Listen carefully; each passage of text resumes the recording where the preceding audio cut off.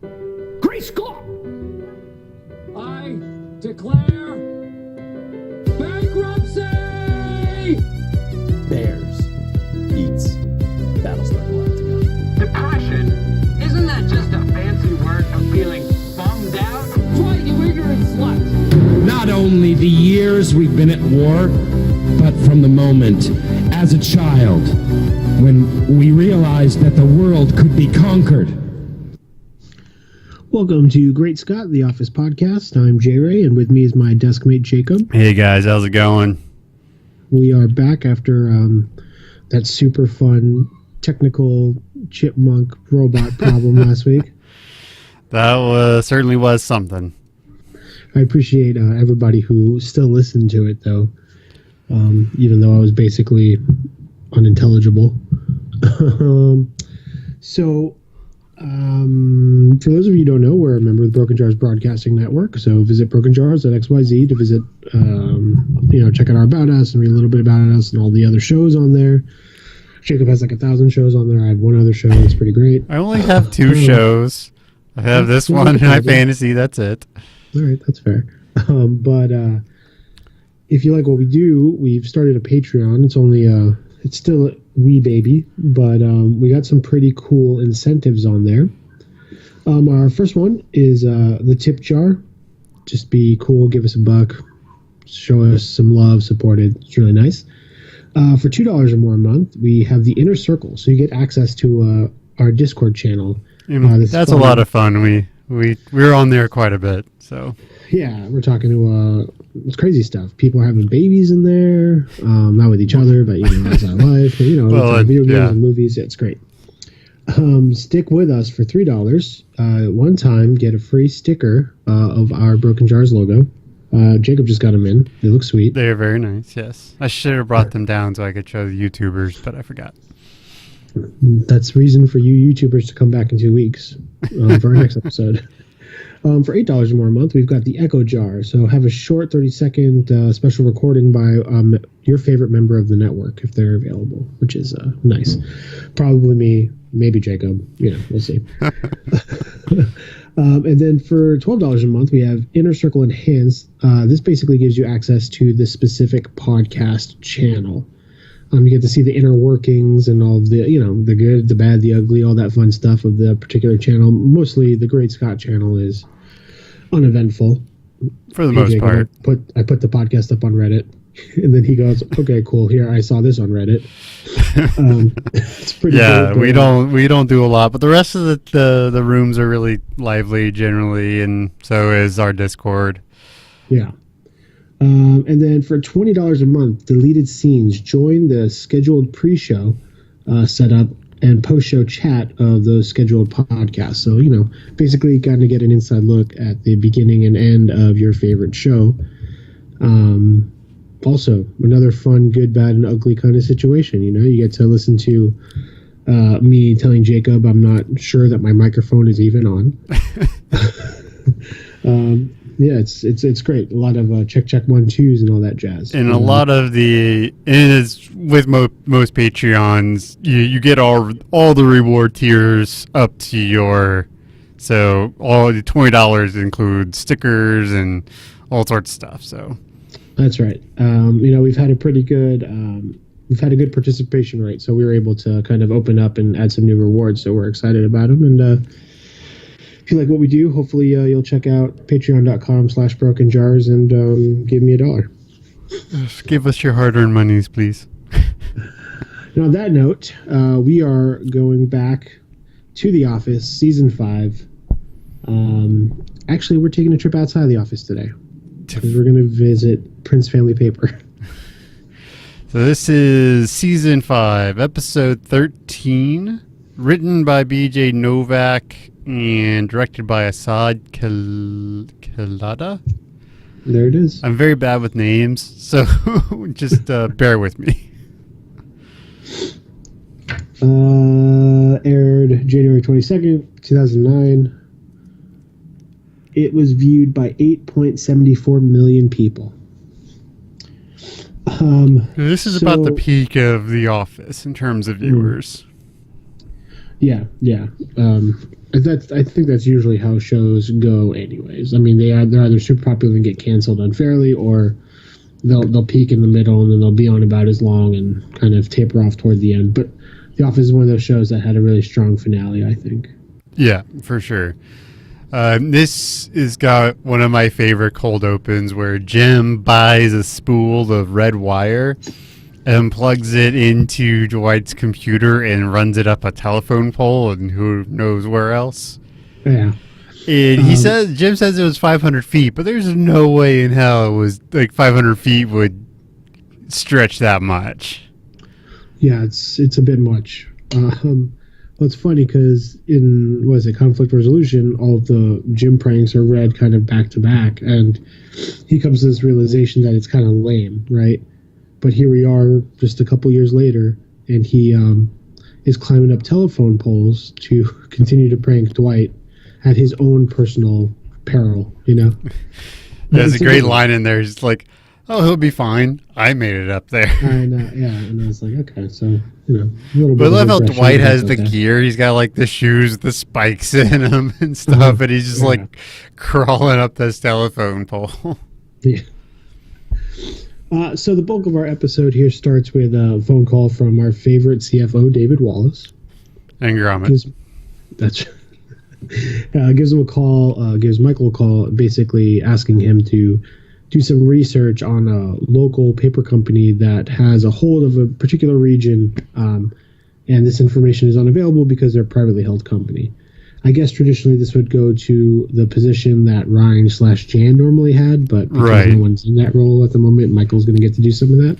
Seems like a long time to keep that role vacant. I mean, I know they've had issues, but it just seems like, I mean, it's been, if you take how the shows go, you know, it's been like 6 months that the position's been open, maybe longer. I wonder if maybe because of how Jan left and then because of how Ryan left, maybe they're like retooling the position and separating out the responsibilities or something, you know, doing some kind of... Definitely could be. Just one of those weird, like, it just seems like a long time to keep a high-level position like that open. Yeah, yeah. But Michael agrees to do it. Seems like a good opportunity. Get some FaceTime with all the, the important people up at corporate. He brings Dwight along. Because why not? Dwight is always a solid number 2 to go on your covert secret missions. And they basically have a plan to go in separately and pretend they are different people, right? Right. Michael's a lawyer and Dwight is Dwight trying to get a sales job position. And they have this terrible, like, signal to get out that's them, like, overly licking their lips, like porn star level licking of lips. That's right. Are we not going to do it for our YouTube audience? I don't even know if I could do it. That's fair. All right. Well, audio listeners, you're not missing out on anything then. Yeah. So they drive there together and they're kind of talking about their plan. There's a funny little exchange where, you know, Dwight's trying to be a detective and deducing visual, elements to decide whether or not the company is doing well or not. And then Michael incorrectly names some clouds off in the distance. And get your clouds right, Michael. Yeah. And then Michael goes in. While this is happening, there's a very important B storyline. Is Hilary Swank hot? So where do you come down on the Hilary Swank hotness? Yeah, she's hot. That's what I'm going to say.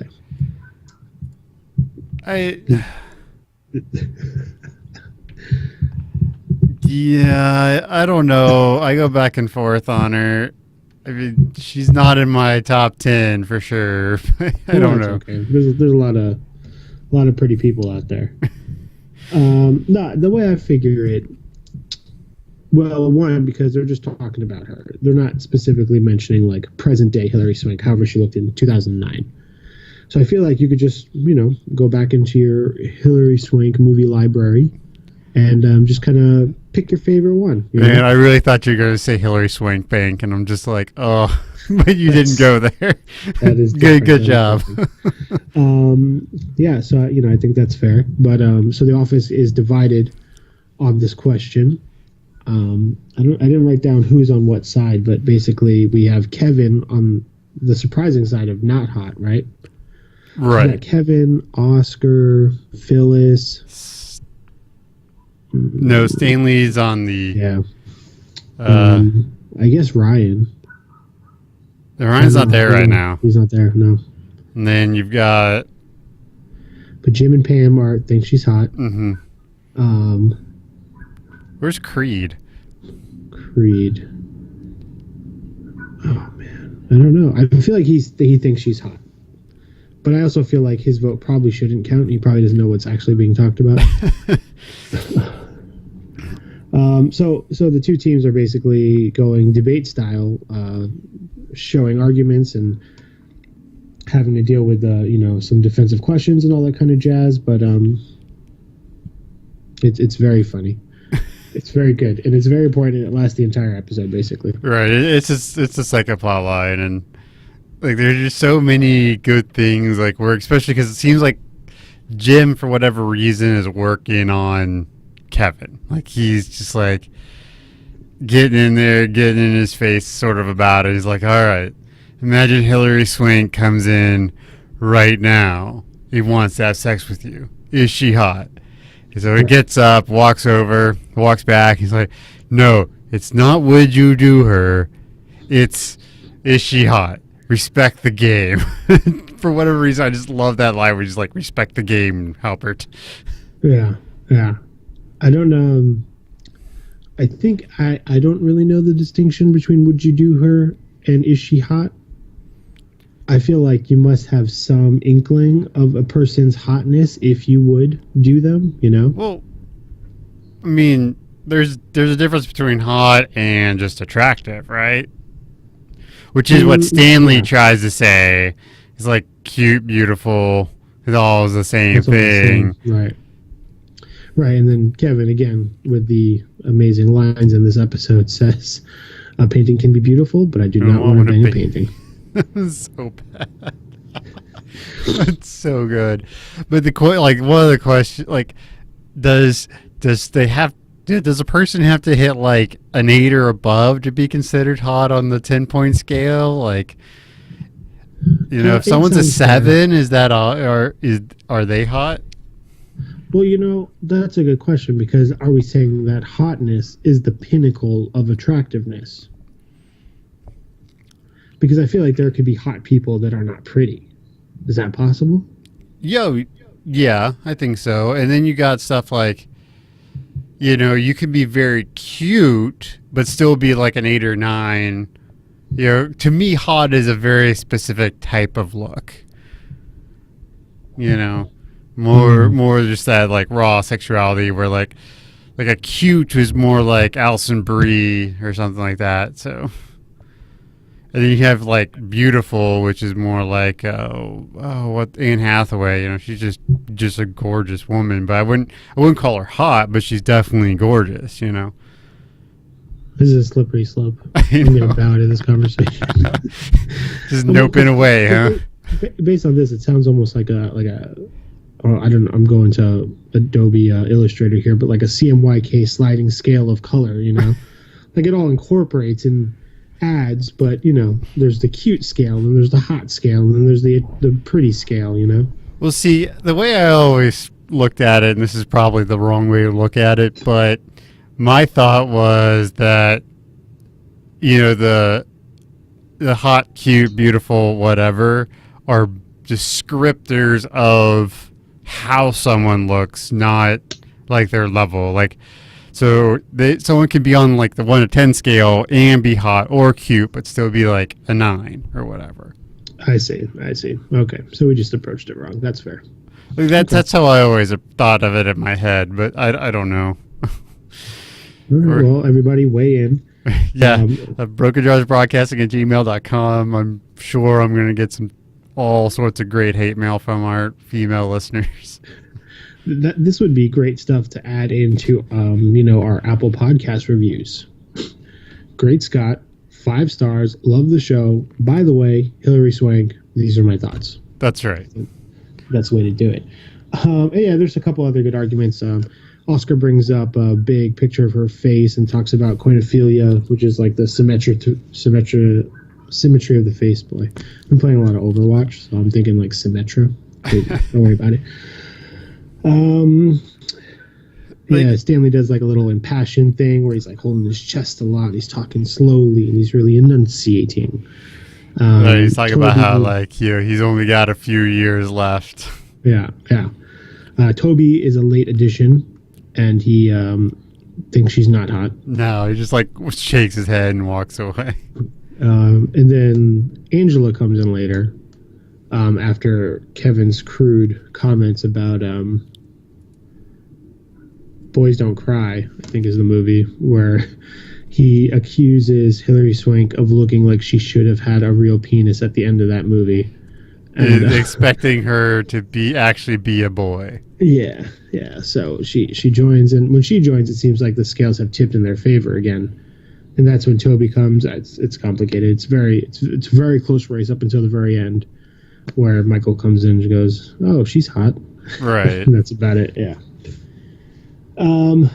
So back at Prince Paper. I mean, it's pretty quick, but Michael goes in. He pretends to be a lawyer, and he's kind of not very tactfully asking pointed questions about their business model, right? Well, and he pulls out a sheet of paper to ask questions, which is terrible. But could you, do you think you could do this sort of corporate espionage? Oh, yeah, I think I could. Yeah, I think, because so I work in a wholesale industry, right, without being too specific, and we have our customers obviously get from us and our competitors also. So what Michael's doing is specifically going to the competitor. I haven't gone that far yet, but I've gone to customers or similar, asking them about the competitor. You know what? Maybe it is hard because he's in enemy territory. He's like in there. Right, but he's also, if he's successful, he runs this company out of business essentially. Yeah, and you know what? For my industry, I don't think that's a terrible thing. It's fine. But I'm talking about could you do this to these people? I could not do it to 4 people who work in an office. I could do it to 1,000 faceless people, which is probably worse. But if I had to look at these 4 people in the eye and help them with their math homework, no, I don't think I could. Yeah. And we learned that Dwight has 90 clients, which seems like a lot, but yeah.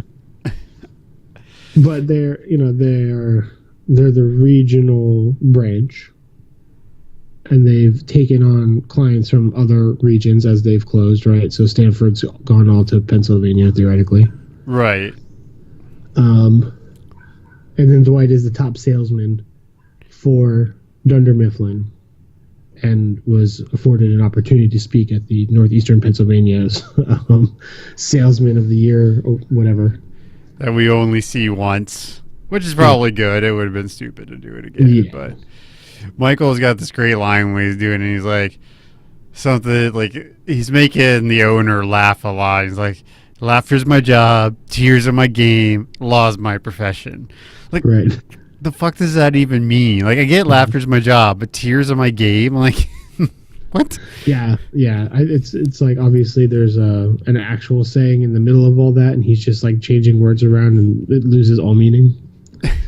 Man, what is it? I think it's Benihana Christmas, where Michael does not understand the concept of rebounding. Right.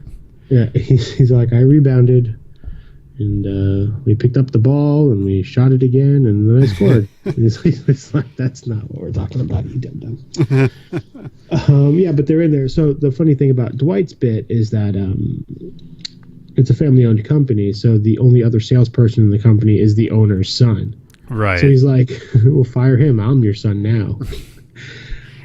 Dwight just I actually thought he did a really good job. In there doing just screw you guys, give me my stuff. Yeah. And there's an instant where Dwight, I guess, is, I think, truthfully complaining about Michael, right? Right, in front of Michael. And Michael not, just not can't just to handle complain. I think he's trying to. That's right. He's like, "Hey, don't blow it." It's just like for no reason. Right. Michael takes a picture of their customer map by pretending to take a picture of the owner's wife, who is also their kind of secretary. Which I don't know exactly why he needed the picture, because he already had gotten the client list from the owner. At least for, I don't know if he got the entire client list, but he got their biggest clients, you know. I don't think. No, I think he gets the list as he's leaving. No. I'm pretty 'Cause I sure. feel like maybe he- you're right. That he gets it, then he bolts. Yeah, and then they start doing their secret sign to leave the premise immediately. And they're so bad. Like, anyone who was watching it would obviously know that they know each other. Right. Especially like after Michael screws his car up, he's just like admonishing Dwight, like, "Shut up, Dwight." Well, and that's so okay. So they leave. Dwight thinly veils a need for a ride to go with Michael, who, based on their cover, is a stranger. They get in the car. In a hurry, Dwight urges Michael to drive forward, but there's one of those parking bumps, right? Right. They demolish the front of the car, and you feel like if I didn't know this guy was giving me a ride and he just wrecked his car, I'd be like, you know what, I am going to catch the bus. I appreciate the niceness. But Dwight sticks it out. And then, yeah, that puts him in this situation where obviously it seems like there's some type of camaraderie between the two of them to these people who they're trying to pretend they don't even know each other, you know? Right. Like, after he messes up his car, he just loses all pretenses of trying to, like, play the game of not knowing Dwight. Right, yeah. So the whole family comes out. You know, they bring him coffee and stuff. They use duct tape and some zip ties and rope, and they get that thing back on, and it seems to be working fine. And we learn that this is a very nice, helpful family who, you know, they're not. They're just selling paper, right? They're not like Right. trying to compete with the corporations or anything like that. They're just doing what they do. And then Dwight maniacally laughs, talking about how you've done more than you possibly could imagine, right? Dwight's so heartless. Like, Yeah. he just, like, screw you guys. Yeah, it's tough. But this sends Michael into like a spiral, right? Right, yeah. Like, if this doesn't happen, he probably doesn't have any issues doing, you know, killing the company or giving the stuff to Wallace. Right. And to be fair, we know, because we've seen the show, that Prince Family Paper goes under pretty quickly. That's right. I think It's it's just a couple episodes before the Michael Scott Paper Company. It's when he put his 2 weeks in, I think. Yeah, I think it's 2 weeks, so it's 4 episodes later. If you go by time, it's, you know, January 22nd to March 26th, so about 2 months. Right. So,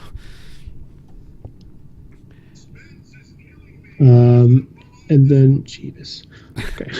Ads on the Office wiki. So they get back to the office, and Michael faxes information over whatever to David Wallace, and David Wallace is like, "This is good. This is great." No, I skipped. That's toward the end. yeah. Michael has a problem first. He can't do it.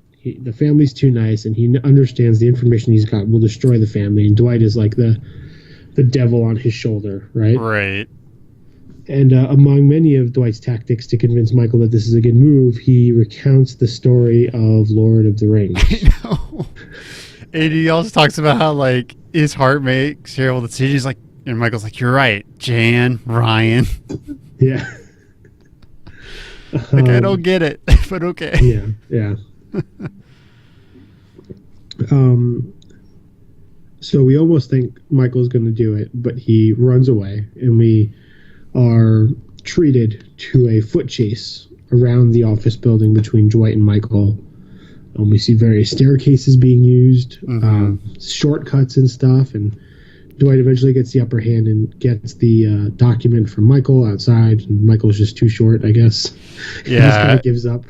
One thing I gotta give the production crew is they've done a really good job of making the cars look like they're in the Northeast. Oh yeah. Because they're all grimy with salt and stuff, and I mean, you understand, but for the listeners, my cars will be caked by the end of winter because it's snowing all the time. You just got ice and salt and crap being kicked up on you.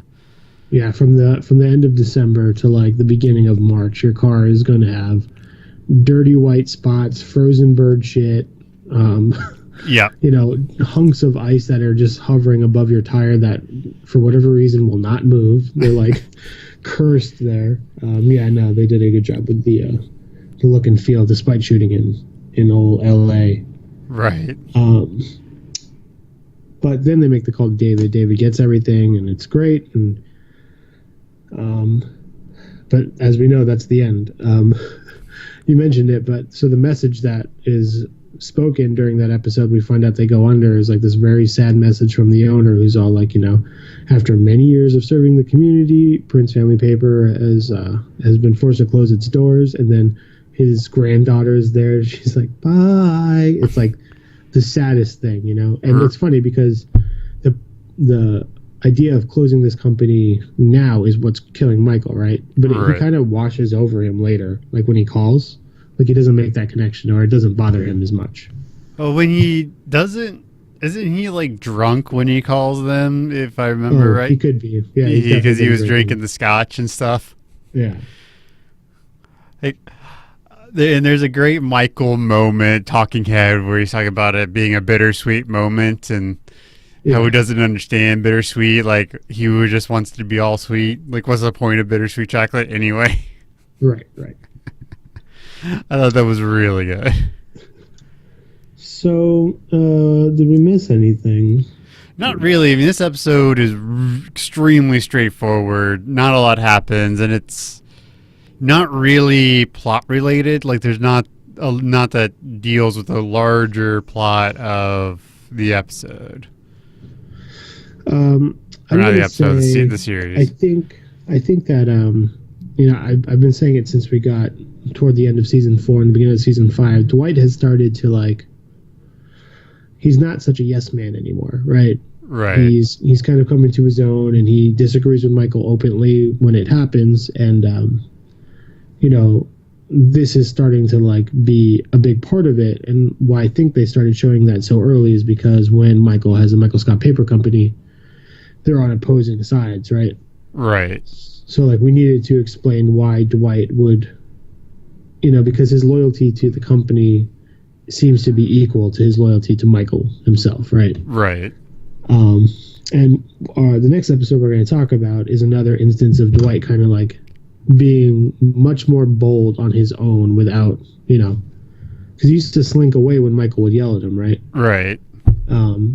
But all this season, Dwight's just kind of and then from this point on, for the rest of the show, Dwight has this type of personality or whatever, and we kind of accept it. But I remember watching it early on, and I was it's kind of weird to see him take this turn.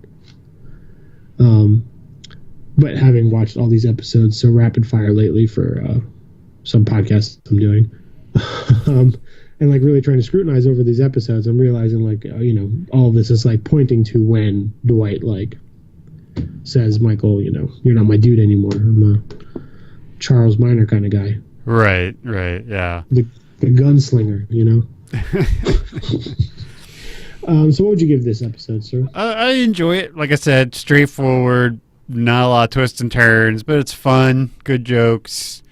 So I gave this a 3.5 out of 5. Tears are my game. All right. Yeah, I think I'm about there with you. I gave it a 3.2 out of 5's bottoms. That's where I'm at. So, lastly, because we're sort of only doing 2 episodes, we're going to do Stress Relief Part 1 and 2. Season 5, Episode 14, 15, depending on how you want to look at it. Written by Paul Lieberstein, Tobes himself, and directed by Jeffrey Blitz. Originally aired on February 1st, 2009. So for those of you who don't know, this is after the Super Bowl, like right after the Super Bowl. And I want to say this is I don't think it's a stretch to say this is the highest viewed episode ever. It's 22.91 million viewers. Right, and I see some tens. Let's look at the finale, how the finale did. Yeah, the finale, wow, lower than I expected. What do we got here? Oh, wow, yeah, there's a graph for it. Yeah, I see. Yeah, they seem to average around 10, maybe a little under. Right. Lots of 8s and 7s, but 22 is nuts. Right, it's crazy. But that's Yeah, like that's what a- Friends used to do pretty much all the time. Like Fringe? Friends, the show. Oh, Friends. I was like, Fringe on Fox? That's a weird show. Yeah, so I don't know. I was in college when this show aired, and we used to... Thursday is a big drinking night in college, and Office aired on Thursdays, so it all worked out. And I recall this episode was really kind of like tore my friends' opinions apart, because on one side of it, it's a really funny episode, right? You just kind of take it at face value. Right. There's just like so many ridiculous funny things. But on that note, a lot of my friends thought it was not quite shark jumping, but they were kind of hopping across a river here, you know? Right. Because there's a lot of instances where everybody in the office just got dumbed down so much for this episode so that the jokes play, that it kind of felt like, you know, so we'll get into it. But there's a instance where they're in a CPR class, and there's just some type of lack of oxygen in that room to cause everybody who's participating in this class to stand up and start singing and dancing in the middle of nowhere, you know? Right. And it's really funny, and they shot it and played it really well, because it does feel organic. People kind of come in, and then it crescendos, and it's just this whole dance party. But in reality, it's like, that's nuts. Like, Kelly wouldn't do that, right? Well, no, actually, I could Andy see would. Kelly doing that. Oh, yeah. I mean, because I could see Andy singing it like that. But, Right. Because even Dwight, there's a shot of him, and he's kind of bobbing his head a little bit, and he's like kind of begrudging about it, but he does it. I don't know. So you know, it's just it's a contentious episode amongst me and my friends. I don't know if I'm trying to remember if I watched this actually after it aired after the Super Bowl, but you know, it's got a really good, not really cold open, but cold open where Dwight fakes a fire to teach people about fire safety. Yeah.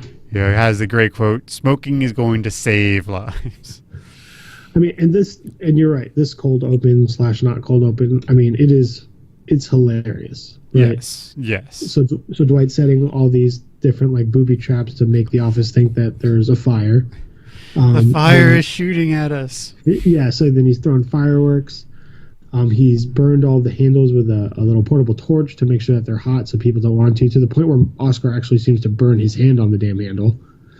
And then when they find out that all those doors are closed, like everything just cuts open, right? Michael's throwing chairs at the conference room window trying to get help.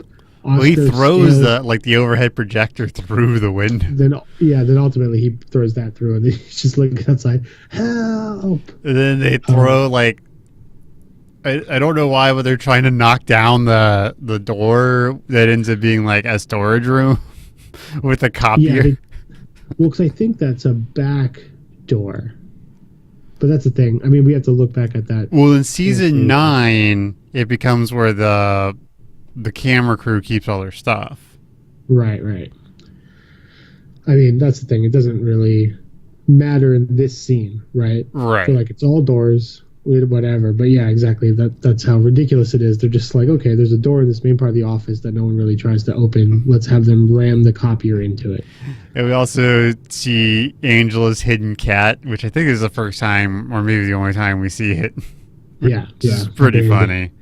Well, so Oscar climbs onto his desk and goes into the ceiling. He says he's going to get help. And Angela says, take me. He's like, you're too heavy. She's like, I only weigh 82 pounds. Because she's little. Then she hurls her cat up, and the cat comes falling down another tile.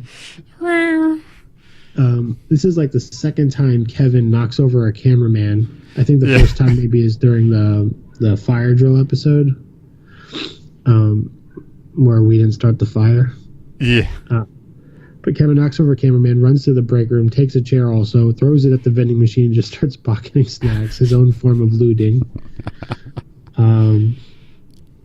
Yeah, it's just Michael's so like, much happens. Dwight's like, trying to shout out instructions, and it's like, what's the first thing? And Michael like, stay fucking calm. Yeah. Yeah, it's great when Michael curses and they have to bleep him. Like, I love that he just freaks out. So, like, it's par for the course for him because we see him do like quite a bit, but he freaks out so easily. It's hilarious. Yeah, he very much does not want to die. That's his thing. Right. Yeah, again, it's during that fire drill episode or whatever. He's the first one out the building, and he says, people say women and children first, but isn't that sexist? Yeah. So if he lets women and children out, he'd have a lawsuit on his hands. That's why he's the first one out the door.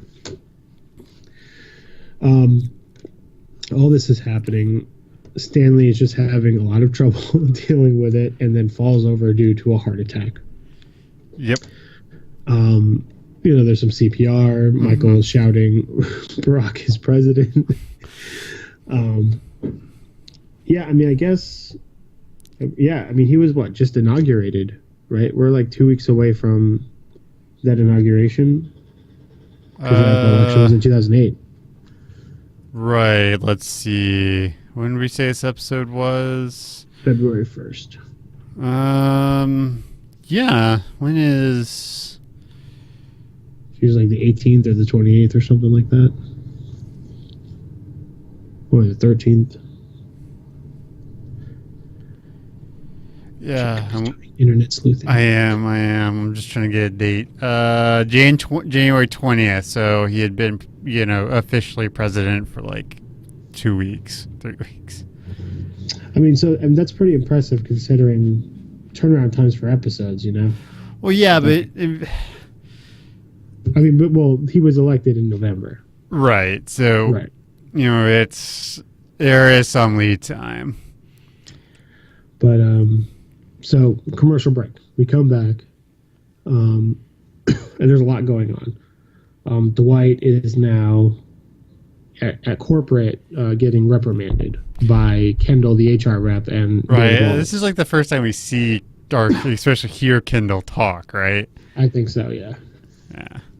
And it's like asking very obvious questions. He saw like. Apparently you shouted fire. He's like, I did. I shouted fire. I shouted many things. I also shouted helpful instructions. And then another instance of this crazy dumbing down. Dwight's trying to explain himself while Michael is trying to correct his use of the word heed. Take And it's headed of. Yeah. It's like a minute and 15 seconds of Michael just going, heated. Take headed of. Yeah, and I do love how Michael swaps sides. Or tries to swap side of the table, like starts trying to reprimand Dwight. And they ask Michael a question. And Michael's like, Dwight? And they're like, no, you, Michael. He's all like, sorry, I wasn't listening. And it's funny because you look at the two of their faces, and like you said, Kendall, as far as we know, hasn't had a lot of direct interaction with Michael, but David has. Right. So during that heated bit, when we zoom out, we look at Kendall, and he's like totally lost, and David's just like leaning back in his chair. He's like, this is going to be a longer meeting than it should be. Right, and this is also where they do a good job of,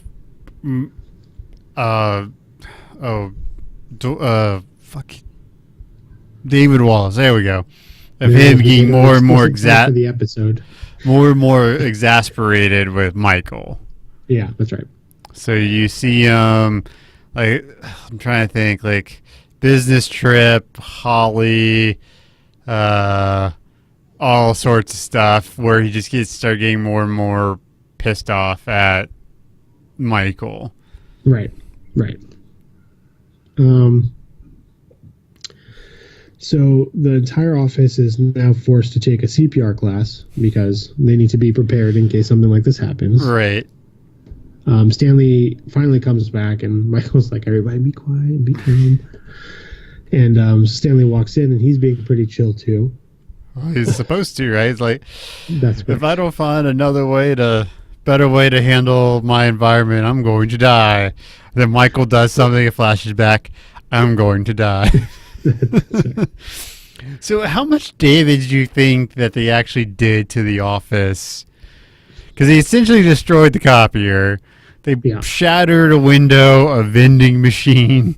Like, how much damage was actually done to the office? 10,000, 20,000? Like, I'm going to say that the copier might be fine because we know that they bought new chairs. So that copier is already a piece of crap. So maybe that's okay. The ceiling tiles are probably easy enough because of Oscar. Usually they have replacements somewhere. yeah. Yeah, the vending machine's tough. Though it might not be on them. Maybe the vending machine company would cover it, or insurance or something. But the windows in the conference room is pretty big. The smoke damage is big.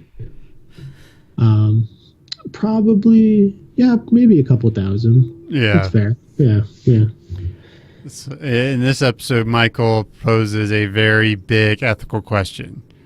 If someone has no arms and legs, do we even bother saving them? And Kevin basically lives like that now. Yeah, That's it's what like, we're told. I could live with no legs, but I would need arms. Yeah, maybe I'd be okay with no arms. That'd be tough. Not both. Yeah, I mean, unless there was some type of robotics involved, it's tough to be a torso and a face. That's if you listen to the show though, and that describes you, you are a very brave individual, and I admire you. But I don't want to do it. So the CPR class. We're just gonna get so much hate mail for this episode. I know. You're a sexist, and I am not appreciative of people's handy capabilities. Oh my gosh. Okay, so we go. We're trying to figure out what song is a good song to do CPR with, and we find out it's "Staying Alive," not to be confused with I Will Survive by. Oh God, who Jonathan sings, Summers. who sings that song? It's not Donna Summers. Is it? Boy, Jesus. I know we're just. Gloria Gaynor. That's right. That sounds right. So we're doing it, and then of course, while we're singing the song and doing the CPR, Andy starts singing along, and I keep wanting to call her Mindy. She is not me. Kelly keeps dancing and stuff, and Dwight's doing his head bob. The lady reveals that they've lost the patient because they were singing instead of doing CPR. Right. And then Dwight takes over the room to how to harvest organs if he's a donor. So while they're talking about it, and while Stanley's kind of bugging out, Dwight cuts off the dummy's face and wears it Hannibal Lecter style. Like, he got that face off really fast. Yeah, I mean, I figured he has some skinning know-how, you know? Still. Shouldn't be with a face, yeah, especially a human face, but he did it. And I felt so bad for the Red Cross worker. Like, all this craziness around her. She just got this look on her face like, oh shit, what's going on? Right. So we find ourselves back at corporate. Dwight is being reprimanded once more. Yes. And there's another instance where there's no reason for Michael to be dumb in this capacity, but corporate says a price for the dummy, and Michael flips the numbers for some reason. again, just weird. It's funny, sure, but not rocket science. So my Dwight Sport. Yeah. We got sort of a B storyline with Andy and Jim and Pam, and they're watching a pirated movie that is titled Mrs. Albert Hanaday. Uh-huh. And I get okay. So that's happening, and also there's some strife with Pam's parents' relationship, and that sort of is tied into this whole movie. What's really cool though is they actually get Jack Black to sort of guest star, but he's in the movie but not in the episode. Right. We've got. Sorry, I'm sitting on a drum in my bedroom, trying to get comfortable. Okay. Yeah, Jack Black is in it. We see Jessica Alba for a couple seconds, and Cloris Leachman is in it. Also, just to goes to show you that this is obviously a Super Bowl episode that they put a lot of money in, right? Right. Yeah, and the plot of this movie basically seems that Jack Black leaves his Jessica Alba girlfriend to date Cloris Leachman instead. Yeah, I couldn't do that. No, that is a mistake on many levels. For all hey, love is love, right? Nobody probably should have dated Jack Black to begin with. And once you're lucky enough to date one of those ladies, you probably shouldn't cheat on them. It's tough. You should never cheat, kiddies. Ever. It's a bad thing to do. Yeah, so Pam's dad, we find out, is staying with the Beasley Halperts now. At their fancy clown encrusted home, and so there's just a lack of communication between Pam's parents, is what we find out, right? Right, and they're all talking like he's not saying what he needs to say, and then Pam tries to enlist Jim to talk to her dad, Right. which, man, I don't think I could do that. Like, I'll do just about anything for my wife, but that might be a stretch too far. That's your Meatloaf moment. You Yeah. do anything for love, but you won't do that. Yeah, it's just... Yeah, I wouldn't... Yeah, I couldn't do that. I could do just about anything else, but that just doesn't see... I don't like getting in the middle of anyone's relationships, much less my in-laws. I mean, if they were at a place where we knew that maybe they knew their parents more, but we know when Pam's mother comes... she's never met Jim, and that is only 4 years ago. And they're only dating for 2 years or so. That's so, a long time. Definitely not what's that? I mean, 2 years, that's a long time. Yeah, but like to your point, not long enough for you to want to start interjecting into Yeah. a married couple's relationship. No, definitely not. Could not do it. So Jim and Pam don't know how to illegally download music, which is why they're watching it with Andy, because Andy knows how to download it. The only time, for whatever reason, they decide to discuss these delicate matters is while they're watching the movie with Andy. And Andy thinks they're talking about the movie. Right, so Andy is sitting there thinking that he is missing huge plot points in this movie that apparently they only watch in like 10-minute increments, because we see them watching it in like 4 different locations. Yeah, and eventually Pam asks Jim to talk to her father, right? Right. They chat about BS during breakfast or what have you, so, she's like, maybe you could get some more details out of him about what's going on. Right, and there's a sort of another subplot where Dwight has to get formal acknowledgement that everyone has heard his apology. So he's got to get him to sign a form. Yeah, they come back from corporate, and he's got this form, and then he's doing that thing where he's trying to get Andy to sell him the Xterra.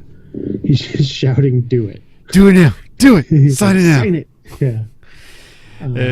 And so the first half of the episode closes out with Michael trying to lead this like meditation class. Mm-hmm. And you got in there going, which would be terrible. I don't think I could handle that with Michael. Right. And he's telling this whole story about like meeting some monks with some funny cigarettes and you feel even better. and he's asking about ice cream flavors, and Right. Stanley wants chocolate. Mike's like, there isn't any racism anymore, Stanley. You can have whatever flavor you want. Meredith goes chunky monkey, and Michael's like too expensive. Is that a Ben and Jerry's? Is that? I think so. Yeah. Nice.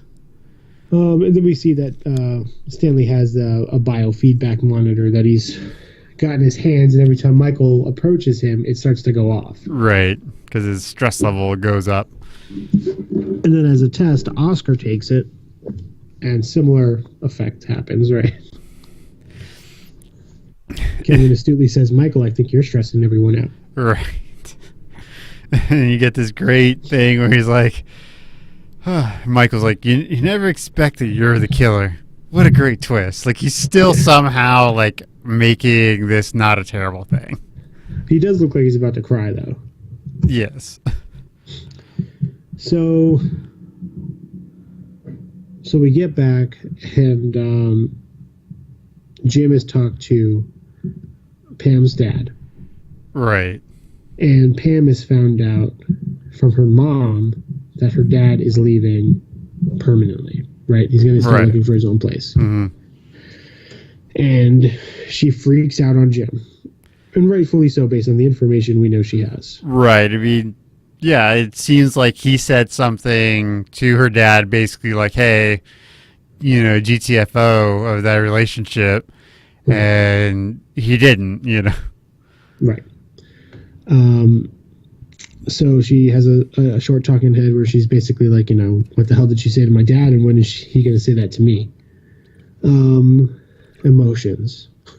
This is why you don't get in the middle of other people's relationships, especially when they're related to your, you know, fiance, wife, girlfriend, boyfriend, whatever. Just don't do it. Just walk away. So back to Michael. He decides, so he has a way to get his employees not to think of him as such a powerful, intimidating individual. Right. You know, back when boss meant cool, now it just means, you know, silly jerk or something like that. Or jerk in charge. So they decide to have a roast of Michael Scott. Oh, Michael decides to have a roast of Michael Oh, Scott. that's fair. That's fair. And So the Comedy it's Central basically roast the same- channel. Yeah, it's basically the same setup as a Crime Aid, right? Right. So they're on a little stage or whatever. There's a picture of Michael up, and he's sitting in a fancy chair, and he's got a little snare drum and cymbal. And he invites people up, and we go. And there's some There's some really bits good here. stuff. But of course, Michael needs to get a hold of YouTube to get them to come down and film it. That's right. So Angela comes up, and she's like the first. She jumps up there. Yeah. So, and it's the, you might be Michael Scott, you know, lines. She's like, I normally don't like laughter, but this was good. Yeah. And Kelly is all about what, like, the things she would make out with before Michael, like a turtle, a fridge, anyone from the warehouse, Yeah. All the warehouse goes, woo. Lord Voldemort. Yeah. Oscar goes up, and he just berates Michael in Spanish. Someone translated it. It's nothing revelatory. It's basically, you know, you're an idiot. I want to, yeah. It's just flat out berating with no cleverness at all. And Meredith is up there like, you've hit me with your car. You're the reason I drink. You're the reason I live to forget. Right. Pam goes up, and she's got some jokes. And hers is actually more like a little bit of a stand-up routine, right? Like she wrote it down and she prepared a bit. Let's see. Once every hour, someone's involved in an internet scam, and that person is Michael Scott. That's right. This thing is so small. How small is it? If it was an iPod, it would be a shuffle. Shuffle. And you got Jim. He's like talking about Spider Face. That's right. Talking- Yep.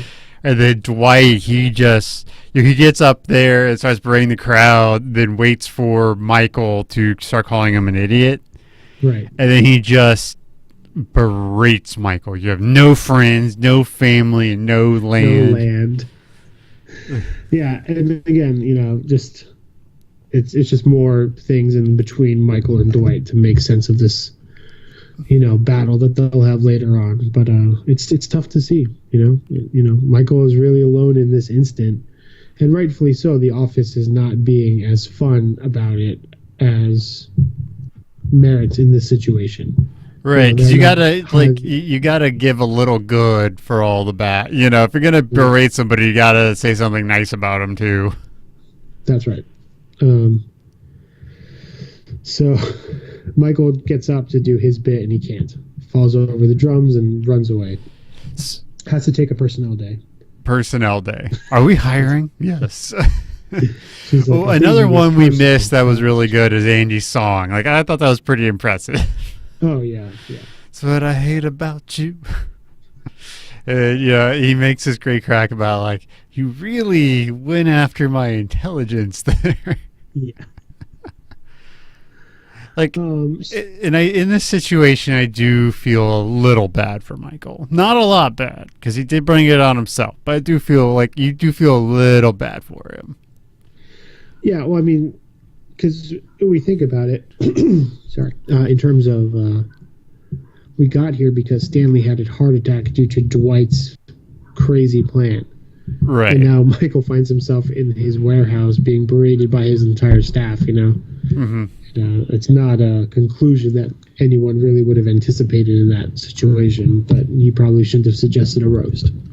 Right. Toby does try to go up. We didn't say that either. And Michael's like, no, friends only. So Michael is out at some park trying to feed the birds who have all flown west for the winter, apparently. Right. And we also learned that Michael likes to stand under icicles and look directly up at them. Yeah. He's like, what does Dwight say? He's like, take one step to the side and admire it from the side. He's like, no, I like the way it looks underneath it. But then, so, he's talking about how, some shiz about an astronaut staring down at him and how he's going to be fine. A giant microphone is Yeah. like, you feel sorry for me. I'm okay, spaceman. I'm not okay. Yeah. Like, you really do feel like you just feel bad for Michael there because he didn't deserve that level of just beratement, But he finds the courage and he comes back to the office, right? He's wearing his stupid turtleneck and his weird very Steve Jobs jacket. Yeah. And he has a bunch of index cards and he's all like, I just have some thoughts about you. And he just goes into it. And so my question is, did he write these or were they already, because he had a stack of cards at the roast. Right. And so I wonder if it was him, like, from the roast that he had them, or if he just made them up.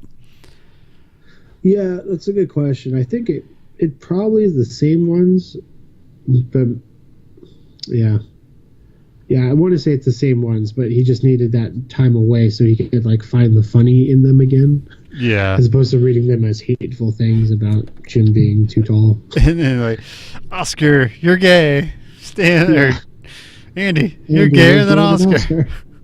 And then Stanley just starts cracking up, and it kind of makes everything okay. Yeah. Yeah.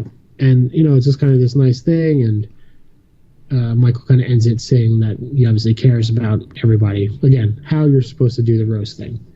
Right. To be fair, though, Michael probably has the most knowledge of what roasts are like. Right. That dude's probably glued to Comedy Central all the time. And then then it wraps up with like Pam's dad shows up. And the dad tells Pam like, I've never felt the way Jim feels for you, for your mom, and she gets all teary eyed, and it's a very it's like just moment, Yeah, no, it's a more ammunition. I mean, that's all I do is I crap on the show later on. But it's just more ammunition to show how strong their relationship is and how much they care for each other, which makes like the Philly storyline so hard when they're like kind of not dealing with it, you know? Right. Yeah. But here they're still very much happy. No Philly Jim. No Philly Jim. Right. And then we also have this great talking head about Andy. He's like, I'm not insightful enough to be a movie critic. Maybe I could be a food critic. These muffins taste bad. That painting is bad. But that's pretty much the episode. Even for a two-parter, there's lots of big set pieces. You know, you got the roast, you've got the opening, which is a really big set piece. So, like, even though it's a double episode, not a ton really happens. No, it's true. I mean, really, like, the best thing to walk away from is like this bond between Jim and Pam kind of just strengthening as they further on their relationship. But even that is like, we kind of already knew that. Right. It's like they weren't having trouble, right? The only problems they had started in this episode and then were immediately fixed. So it's like, you know. So what are you going to give this episode? You know, I thought about it, and I'm going to give it 3 out of 5 Chunky Monkeys. Not bad, not bad. I really enjoy this set of episodes. They're funny. Yeah, they're crazy, and they do kind of feel out of place a little bit, especially the first half. The second half feels more like an Office episode. The first half, just you can definitely tell it was Super Bowl time. Right. But I still gave it a 4 out of 5 iPod shuffles. All right, there it is. Yep. That's pretty good. That's solid. So that is it for today. You can find me at Jacob Ingalls on Twitter, Broken Jars Broadcasting at gmail.com. If you want to email us, at Broken Jars Pod on Twitter. We're on Reddit somewhere. Yeah. Patreon.com/Broken Jars. Yeah, so come check us out, say cool stuff. We post this to r/Dunder Mifflin on Reddit. So if you want to comment there, you can do that as well. Yeah, we're on that all the time. Yeah. Too often. Yeah, and that's it. You know, leave us messages, be nice and leave a comment or review on Apple Podcasts. And we'll be back next week with some more of season 5 of The Office. Yeah, well, 2 weeks technically, but oh Jesus! Don't tell them that; they don't know. All right, bye. Bye.